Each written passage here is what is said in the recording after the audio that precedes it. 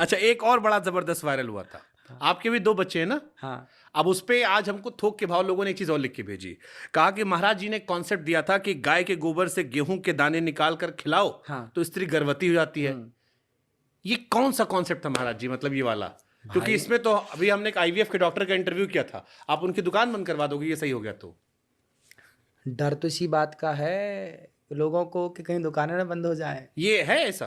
फिर देखिए पूरा आप वाले मेडिकल मतलब अपने केस में ट्राई किया था आपने वाला, मतलब थोड़ा पर्सनल हो रहा है। जरूरत ही नहीं पड़ी, श्री राधे। जरूरत नहीं पड़ी, और जहां जरूरत पड़ती है वहां पे ये देना सही है। ये गाय के गोबर में गेहूं का दाना, ऐसा है गोबर, उसे पूरा समझिए। ऐसा है, आपने रघुवंशम पढ़ा होगा, महाकवि कालिदास जी के द्वारा लिखी एक पुस्तक है रघुवंशम, सिलेबस में भी पढ़ाई जाती है संस्कृत में। तो उसमें राजा दिलीप थे, भगवान राम के पूर्वज। उनके संतान नहीं हो रही थी, वशिष्ठ जी के पास गए, प्रभु संतान नहीं हो रही है। वशिष्ठ जी ने कहा गौ माता की सेवा नहीं करते आप, अपराध लगा है गौ माता का, इसलिए आपको संतान नहीं हो रही है, आप सेवा कीजिए। तो वशिष्ठ जी की गाय थी नंदिनी, तो नंदिनी उन्होंने ली और सेवा की। उनकी सेवा से उनको एक पुत्र प्राप्त हुआ, सेवा से, गौ माता की सेवा से। क्या पुत्र प्राप्त हुआ? जिनका नाम रखा रघु, जिनके नाम से रघुवंश पड़ा। तो गौ माता की सेवा करने से राम जी का वंश चला, तो गौ माता की सेवा करने से हमारा और आपका वंश चलेगा। गाय को गेहूं खिलाइए सबसे पहले, और गेहूं जब गाय के पेट में जाएगी और जब वो गोबर के द्वारा बाहर आएगी, तो उसको आप साफ करिए, 10 बार पानी से धुलिए उस गेहूं को, फिर सुखाइए, फिर उसको पीसिए, फिर उसकी रोटी बनाइए, फिर उसका भोग लगाइए भगवान जी को। और गाय चबा ली हो तो?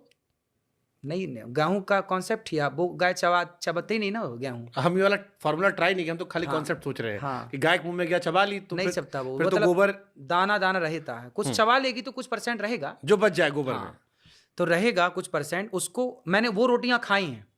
आप खाएं ये वाला गेहूं? हाँ, वो रोटी मैंने खाई है। गाय के हमारे जो जंगल में रहने वाले संत हैं ना, अब देखो विडंबना तो ये है कि आज की आधुनिकता के नाम पर बच्चे इतने आधुनिक हो गए हैं कि जो प्राचीन परंपराएं थी भूल गए।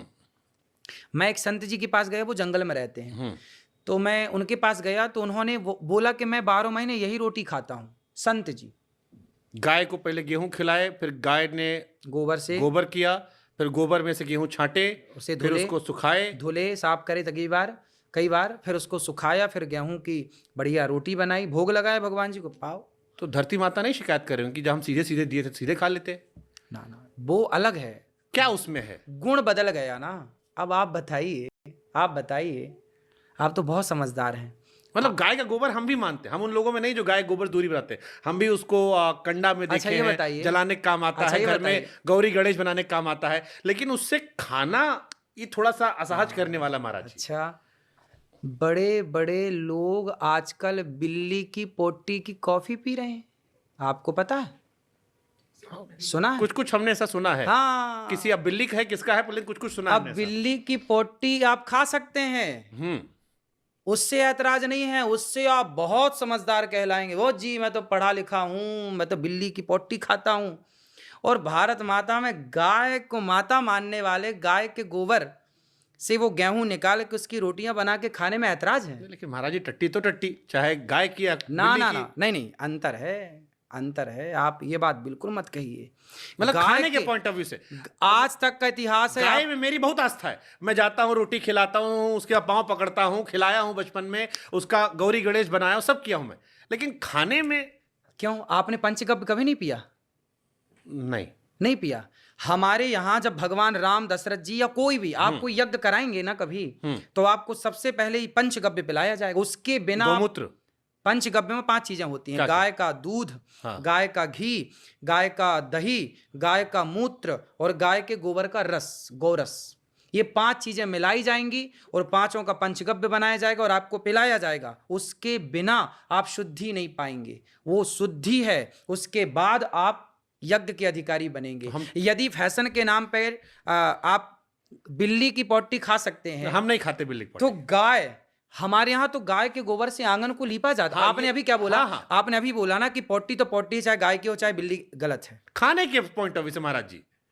देखिए, गाय के गोबर से सदियों से हमारे यहाँ आंगन लीपा गया, आंगन लीपा गया, दीवार भी कई बार कर देते हैं। फिर उससे पंचगव्य में गाय के गोबर का प्रमाण है।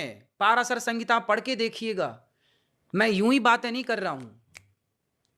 पाराशर संहिता शास्त्र पढ़िए तो सही। गाय को यूं ही माता थोड़ी कहते हैं, गावो विश्वस्य माता। आपने सेवन किया है क्या पंचगव्य का? हाँ, कई बार हम तो रोज जब पूजा करते पंचगव्य पीते हैं। मतलब आपने गौमूत्र भी सेवन किया है और आपने गाय की गोबर से रोटी भी खाई? मैं तो गोबर से स्नान भी करता हूं।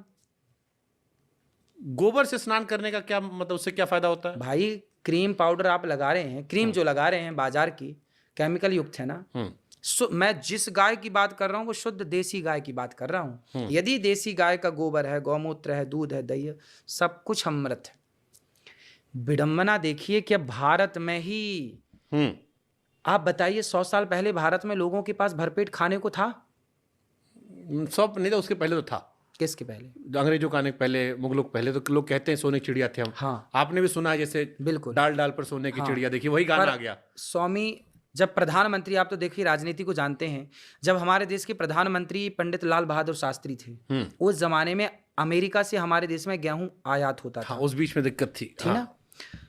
जब हमारे देश में भरपेट खाने को नहीं था, उस समय क्या खाते थे लोग? आपके पूर्वज, आपके पिता के पिता के पिता क्या खाते थे उस समय पे? जब हमारे यहाँ धरती अनाज नहीं देती थी, उस समय पूरे भारत को प्राणदान, जीवन दान देने वाली गौ माता थी। सब गाय का दूध, गाय का दही, गाय का मक्खन, घी पी पी के जीवित थे। ये सब हम भी रोज कंज्यूम करते हैं। हम रोज घी, दही, दूध दबा के लेते हैं। लेकिन जो बाकी दो चीज आपने बोली, उस पर थोड़ा सा हम सोच रहे हैं कि इसको लोग कौन से लेते हैं। हमने देखा भी नहीं अभी तक। हाँ, अब आप कभी यज्ञ करेंगे ना, कभी यज्ञ करिए, यज्ञ कराइए। एक बार हम आपको देखेंगे सेवन करते हुए। हाँ, मैं आप आना वृंदावन, आपको भी कराऊंगा, मैं भी करूंगा। मैं आपको देखूंगा पहले। हाँ, मैं तो गिलास भर पंचगव्य श्री राधे करके। हमारे कुछ संत ऐसे हैं वृंदावन में, अयोध्या जी में, कि जो पंचगव्य रोज 1-1 लीटर पीते हैं। और आप आश्चर्य मानेंगे कि तमाम बीमारियां पंचगव्य से, चाहे वो टीबी की बीमारियां हो, यहां तक कि कैंसर का कोई इलाज है, थेरेपी दे दे के मार डालते हैं लोग। महाराज जी, साइंस वाले खा जाएंगे हमको, आपको, अगर आप कह दो कि कैंसर दूर होता है तो। नहीं तो क्या कैंसर का इलाज है? चलिए आप बताइए। अभी बाबा रामदेव कोविड वाले से डांट खाए हैं अभी सुप्रीम कोर्ट में। बहुत डांट पड़ी उनको सुप्रीम कोर्ट में। अच्छा, ये बताइए, कैंसर का इलाज है? नहीं है। नहीं है ना। हाँ। नहीं है ना। लेकिन आप किसी कैंसर के मरीज को आप प्रैक्टिकल करिए, पंचगव्य पिलाइए, जो मात्रा है नियुक्त शास्त्र में, इतना दूध, इतना घी, इतना दही और इतना गौमूत्र और इतना पिलाइए। गौमूत्र और हल्दी, ये अच्छा ये बताइए, गौमूत्र में दम ना होती तो बड़े बड़े मेडिकल स्टोरों में गौमूत्र क्यों बिक रहा है? ना, वो ठीक बात है, लेकिन इससे कैंसर ठीक हो जाएगा, इस पे हमको आपको बहुत गाली भाई पड़ेगी। दम है, गाली पड़ेगी महाराज जी। मेडिकल स्टोर में किसी और का मूत्र क्यों नहीं बिक रहा है? गौमूत्र क्यों बिक रहा है? दम है तब ना बिक रहा है। नहीं, कुछ लोग ऊंट का भी पीते हैं। अरे पीने वाले तो बस सब पीते हैं, लेकिन हम जो बात कर रहे हैं गौमूत्र, हाँ, आखिर बाजार में बिकने लगा ना। आज की यंग जनरेशन जो मजाक उड़ाती थी कि तुम तो गौमूत्र पीते हो, आज वही वैज्ञानिक लोग, बड़ी बड़ी कंपनियां गौमूत्र बाजार में उतार रही हैं, अपने अपने लॉन्च कर रही हैं, ब्रांड लॉन्च कर रही हैं। अब बाबा जी, आपको इतने लोग सुनते, हो सकता है आपके फॉलोअर भरोसा करते हो। फॉलो भाई, आप चले जाइए ना बाजार में, मिल जाएगा आपको गौमूत्र। हाँ, तो वही कह रहा हूं, तो इसे जब बिकने लगा तो लोग आपकी बात मानकर ढूंढने लगे तो लोग बनाने लगे, बेचने लगे। भाई गौमूत्र आज से नहीं, पंचगव्य आज से नहीं, पंचगव्य तो पीने का पुराना प्रचलन है ना। यज्ञ बिना पंचगव्य की आप बैठ ही नहीं सकते। ठीक है, मतलब ये वाला भी हम थोड़ा देखेंगे। इसमें 3 तो हमने सेवन किया है, उसको हम मान लेते हैं।